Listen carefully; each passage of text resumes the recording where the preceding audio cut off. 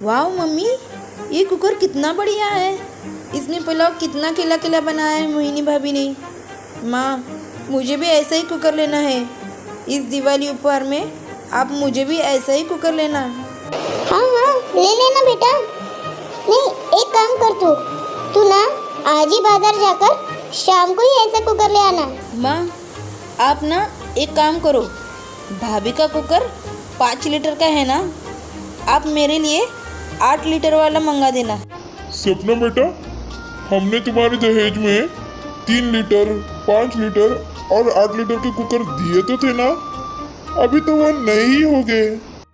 अरे आप भी ना कुछ भी कहते हैं। अरे क्या हुआ, अगर एक और खरीद कर देंगे तो? हमारी इकलौती बेटी है।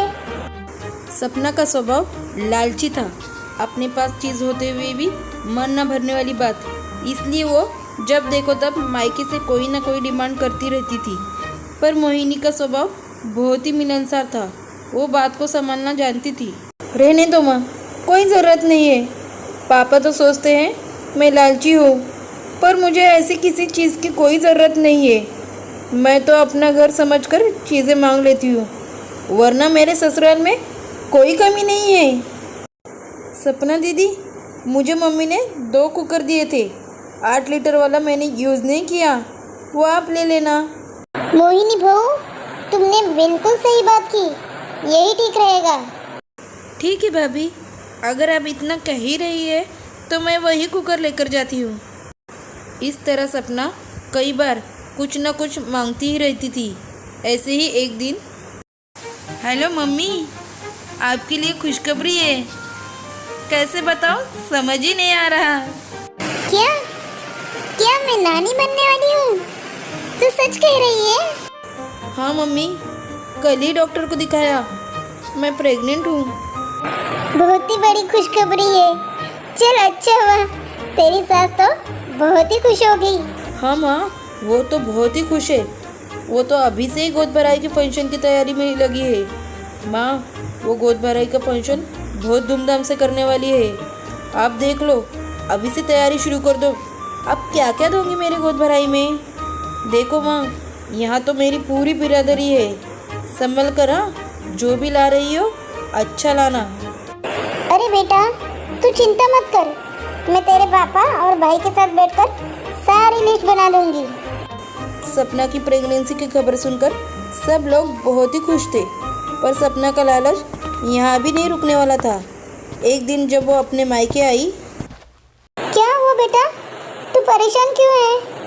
तू तो आज डॉक्टर के पास जा रही थी। हाँ, अब क्या बताऊँ माँ, जाना तो था, लेकिन वहाँ गाड़ी में जाने में बहुत टाइम लगता है। और वैसे भी डॉक्टर का क्लिनिक गलियों में जाकर है, तो वहाँ गाड़ी भी अंदर नहीं जा सकती। बाइक लेकर जा रहे थे तो बाइक रास्ते में ही ख़राब हो गई। राकेश की बाइक बहुत ही पुरानी हो गई है और हाथ में इतने पैसे भी नहीं है कि राकेश नई बाइक ले सके। और आपको पता है ना, वैसे भी अब बच्चा होगा तो बहुत ही खर्चा हो जाएगा।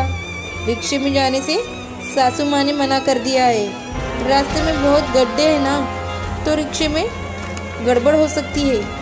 आज की अपॉइंटमेंट इसीलिए मैंने कैंसिल कर दी। अब मैं पापा को थोड़ी ना कह सकती हूँ इनके लिए नई बाइक ले लो, पर तुम ये कह सकती हो, तुम एक बार पापा से बात कर लो ना कि वो राकेश को नई बाइक खरीद कर दे दे। अरे कैसे नहीं खरीद कर देंगे? अब अपनी बेटी को परेशानी की हालत में थोड़ी ना देख सकते हैं। तू चिंता मत कर, मैं तेरे पापा से बात कर लूँगी। सपना अपने गोद भराई के फंक्शन को लेकर कुछ ज़्यादा ही उत्साहित हो रही थी। वो बार बार कोई ना कोई डिमांड करने के लिए अपनी मम्मी को फ़ोन लगा देती थी। माँ, फंक्शन में तुम सब टाइम पर पहुँचाना। पता है माँ, आज क्या हुआ? क्या हुआ? तू तो ठीक है ना? हाँ हाँ माँ, मैं बिल्कुल ठीक हूँ, आप चिंता मत करो। सुनो तो माँ, ऐसे ही आज मैं सासू माँ के साथ बैठी थी। मुझे लगता है सासू माँ कहीं ना कहीं मुझे ही सुना रही थी कि उन्होंने मेरी ननद की गोद भराई में सोने का सेट चढ़ाया था। एक काम करो ना माँ, आप विलास भाई के साथ जाकर किसी सोने की दुकान से एक सेट मिल जाए तो। तुम इस हालत में टेंशन मत लेना। विलास शाम को आ जाएगा ना, मैं उससे बात कर लूँगी। सपना ने अपनी गोद भराई के फंक्शन में सोने का सेट, बाइक और न जाने क्या क्या डिमांड रख दी थी। बेटी थी तो मना करते भी नहीं जमता था। पर एक सुबह जब विलास सोकर उठा। जी शर्मा अंकल, नमस्ते। क्या क्या कह रहे हैं आप? क्या हुआ विलास बेटा, तुम इतना परेशान क्यों हो रहे हो? पापा, शर्मा अंकल का फोन आया था। हमारी दुकान का शटर खुला हुआ है, हमारी दुकान में चोरी हुई है। सब लोग दुकान पर पहुंचते हैं। गले में से रुपए गायब है पापा, बाकी किसी भी सामान को हाथ नहीं लगाया गया है। ये काम किसी दुकान के ही नौकर का है, जो इस बारे में जानता था कि गले में रुपए रखे हुए हैं। दुकान पर आज तो सारे नौकर आए हैं, पर नंदू तो गायब है। कल रात को ही उसका फोन किया था कि वो अपने गांव जा रहा है। इसका मतलब उसने रात को ही चोरी की होगी और सुबह यहाँ से भाग गया। पापा, अगर आप कहे तो एक बार पुलिस को खबर कर देते हैं। नहीं बेटा, पुलिस को खबर मत कर, इस बात को यही दबा दे। वैसे भी सपना के डिलीवरी का टाइम चल रहा है, उनके घर फंक्शन है, और अगर हमारे घर में इस तरह चोरी के मामले में उन्हें पता चला तो उनके रंग में भंग पड़ जाएगा। अच्छा नहीं लगता। अब जो नुकसान हो गया वो हो गया, आगे से ध्यान रखेंगे। अब क्या करेंगे? तुमने जो बाइक और बाकी का सामान बोला था, हमने सोचा था उन्हीं रुपए में सब हो जाएगा, पर अब हाथ पैर कहाँ मारेंगे, किसके आगे जाकर रोएंगे? तुम तो सपना को भी कुछ भी बताने के लिए मना कर रही हो। पापा आप परेशान मत हो, घर चलते हैं, फिर बात करेंगे। सब लोग घर पहुंचते हैं। मोहिनी सबकी परेशानी देख रही थी। वो अपने सास ससुर के पास गई और बोली, मम्मी जी, पापा जी, ये मेरी शादी की ज्वेलरी है। अभी आप इन्हें बेचकर सपना दीदी की गोद भराई के लिए सामान ला सकते हैं। और वैसे भी ये इतनी भारी ज्वेलरी है, मैं इसे पहनती भी नहीं, और मुझे कुछ चाहिए होगा तो मैं बाद में ले लूँगी। अभी हमें दीदी की गोद भराई के फंक्शन में जाना है। प्लीज़ आप इन्हें मना मत कीजिए। मोहिनी की बात सुनकर उसके सास ससुर के आंखों में आंसू आ जाते हैं, पर उन्हें पता नहीं था कि दरवाजे पर उनका दामाद ये सारी बातें सुन रहा था। वो वहीं से वापस लौट जाता है और सपना को सारी बात बताता है। माँ, पापा, भैया, भाभी मेरे लिए इतना सोचते हैं, और मैंने तो कभी इस बारे में सोचा ही नहीं कि उन्हें मेरे कारण कितनी परेशानी होती होगी।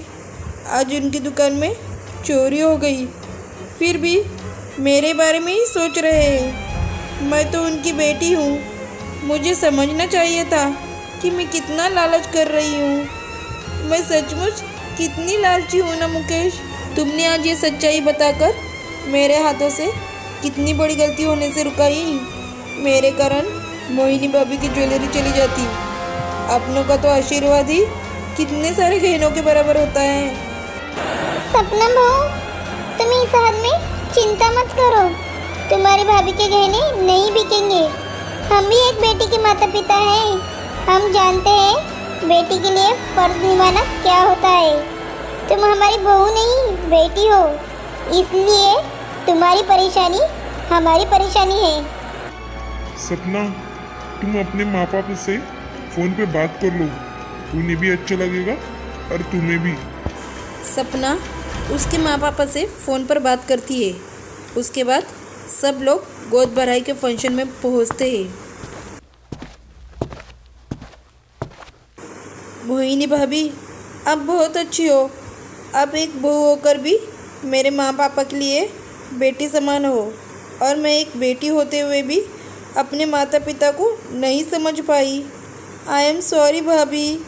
माँ पापा, भैया भाभी, आप सब मेरे कारण कितने परेशान हुए। सपना बेटा, अब तू इस बारे में मत सोच, तू इस हालत में नहीं है।